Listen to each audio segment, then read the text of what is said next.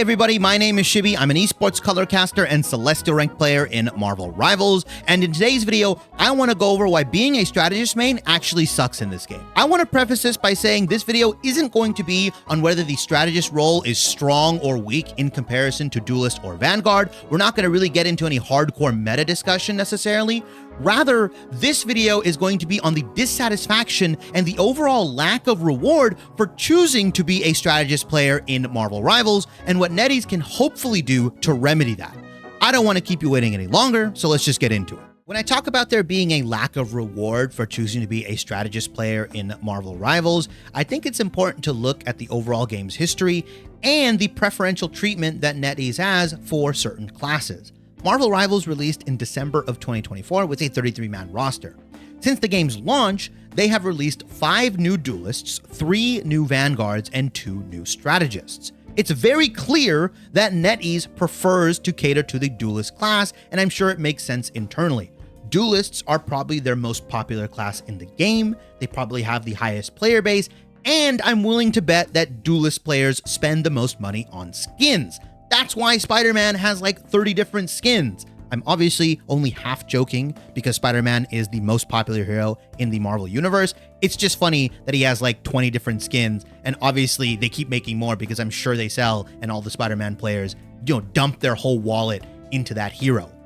I also think it's fundamentally easier for Netease to adapt a lot of the Marvel cast into duelists and vanguards, right? Some of those heroes much more naturally fit into the DPS or the tank role. It's very obvious that a hero like, Hulk or Magneto or Venom would be a vanguard. It's even more obvious when a character like Black Widow or Wolverine, Hawkeye, these kinds of heroes slot into the vanguard class. I think it is a much more difficult challenge for Netease to look at the Marvel universe and look at the casts of heroes and villains and everything that they have and really try to turn some of these heroes into engaging strategists. This isn't obviously an excuse for Netease, it's just a reason. And I think the damning part is since June of 2025, which is when Ultron was released, that was the last strategist released for Marvel Rivals, we have now had 4 months, July, August, September, October, with 3 duelists and 1 vanguard.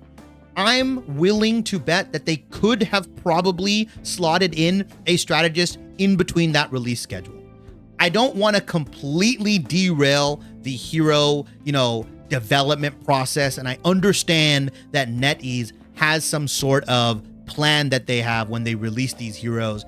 Hero design and release schedules and all that stuff is a very, very intricate process within companies and game design. But it sucks if you're the strategist player and you go 4 months without getting anything new for your role. It also sucks when pretty much the duelist class gets something every single month or have something to look forward to. Now, obviously, November and December can change that trajectory, and we'll talk about that later in the video. But like I said, there seems to be a severe lack of reward for choosing to be a strategist main.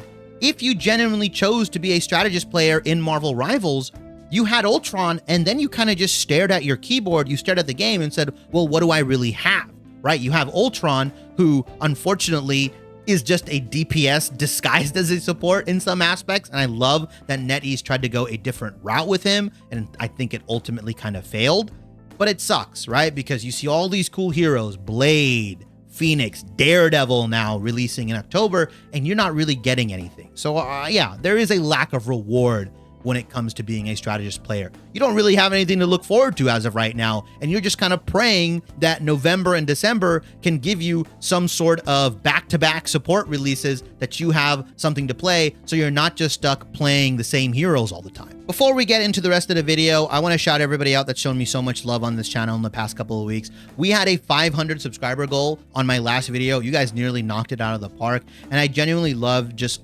responding to all the comments in my videos, responding to my community, even the people that don't subscribe and just like and comment and tell me how helpful the information has been. I genuinely appreciate it. That's what keeps me going and making content for you guys and talking about Marvel Rivals. I genuinely love giving my thoughts on the game, and I want to give you guys different kinds of content to consume, right? I don't want to just give you educational content. I want to give you guys content on where I think the game state is at and where I think the game is headed within certain heroes and certain classes. So if you like this kind of content, you want to see more, Obviously, like, comment, subscribe, tell me what you've liked about it, tell me what you didn't like, let me know if you agree or disagree.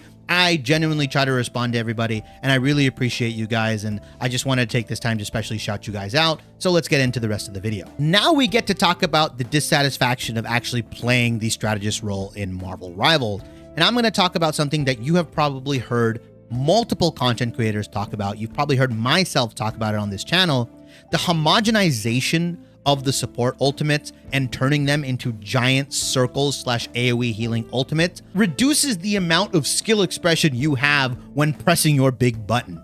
Invisible Woman, Luna Snow, Jeff, Mantis, Cloak and Dagger, Rocket, and Loki all have some form of giant circle / AoE healing ultimate. And before somebody comes at me in the comments, yeah, I know Loki's ultimate is copying other people's.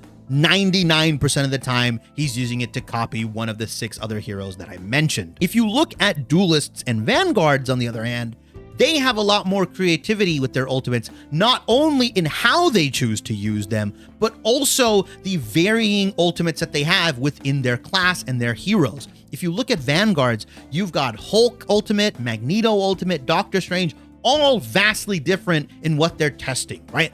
Hulk ultimate tests your mechanical ability, your ability to juggle and melee weave and do these crazy combos. Magneto ultimate tests your patience, your timing, understanding when to use Magneto ultimate. Should I use it to deny a DPS ultimate? Should I use it to deny a support ultimate? Obviously, it tests your mechanical ability as well, being able to land it onto individuals, but it is very timing orientated.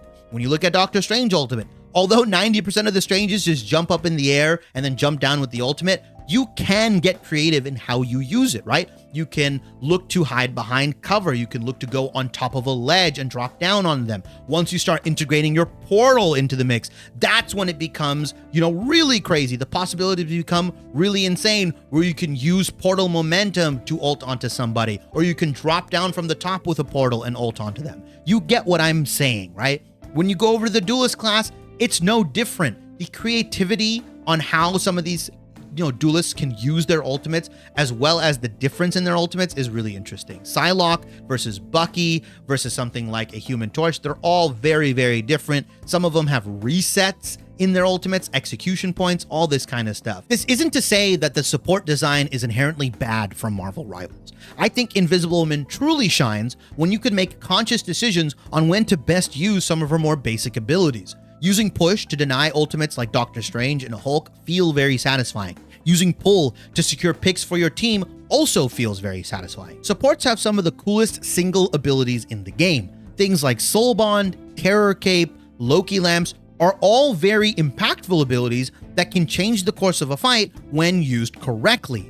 But when it comes down to using arguably your most important ability, it can be very unsatisfying and feel way too similar to a majority of the support roster. Whether you play Invisible Woman, Luna Snow, Mantis, Cloak and Dagger, you press your big button and they all do the same thing. They all give your team a massive boost in healing and usually just bail your team out. You almost exclusively have to use those ultimates to respond to duelists or vanguards. You don't have the extra creativity that's allotted to duelists or vanguards and how they use their ultimates, and picking a different hero, you still have to do the same thing. When combining both the fact that there is a lack of reward for choosing to be a strategist main in Marvel Rivals, as well as the actual dissatisfaction of playing strategist heroes within the game, you can quickly see why I believe being a support player in Marvel Rivals sucks. Now, this isn't to say that Netease can't do anything about it. November and December are coming upon us, and they can come in and release back-to-back strategists that can fundamentally change the game and potentially breathe new life into the class. They can also retroactively go in and change abilities, or potentially even do full character reworks. I think one avenue that they have yet to explore fully is the idea of more active team-ups for stuff like Invisible Woman, Mantis, these kinds of stuff. They came in the right direction with Luna Snow and Adam Warlock, and how that's much more of an active button. I think Jeff also has a really cool team-up with Storm. That also needs to be explored, because again, the satisfaction from playing support comes with the idea that you can make impact with your buttons. I also think they might need to rework some of the ultimates in the game. This isn't to necessarily say completely gut them or anything like that. I think Invisible Woman was really cool conceptually, right? When you ult, people inside the ultimate or enemies go invisible. Now they get slowed. So it actually is pretty tough to fight in it. I think they could potentially rework Mantis Ultimate and make it much more like Kiriko, where on top of potentially bonus health and movement speed, that you get reduced ability cooldowns or you get increased attack speed, something like that. I definitely think that NetEase have a lot more creative juice in them, and they can make the strategist class a lot more satisfying to play and a lot more fun to play. But at its current rate, I think we are going to start seeing a lot of strategist players start to drop the game if nothing new comes out, or if these heroes just all fundamentally play the same. Hey everybody, thanks for watching. If you enjoyed the video, please like, comment, subscribe, and hit the bell for notifications, as that all helps me out a ton. I try and respond to every single one of the comments in my videos because I generally do appreciate you guys taking time out of your busy schedules to leave one, as well as I love interacting with my own community. If you want to see more of my content, I stream over on Twitch about 3 to 4 times a week, starting around 7 p.m. PST. Over there, you'll get unedited versions of my videos, as well as we go over gameplay reviews, patch notes, and you guys can ask questions in the chat, and I respond pretty quickly. If you care more for short form content, I upload daily on both YouTube Shorts and TikTok. Over there, you'll get condensed versions of my videos, as well as stream highlights and my general thoughts on the game. All of that will be in the description box below, as well as a pop-up that will show up on the right side of the screen here telling you where to go and all my handles. I really do appreciate all of you, and I hope to see you guys in the next video.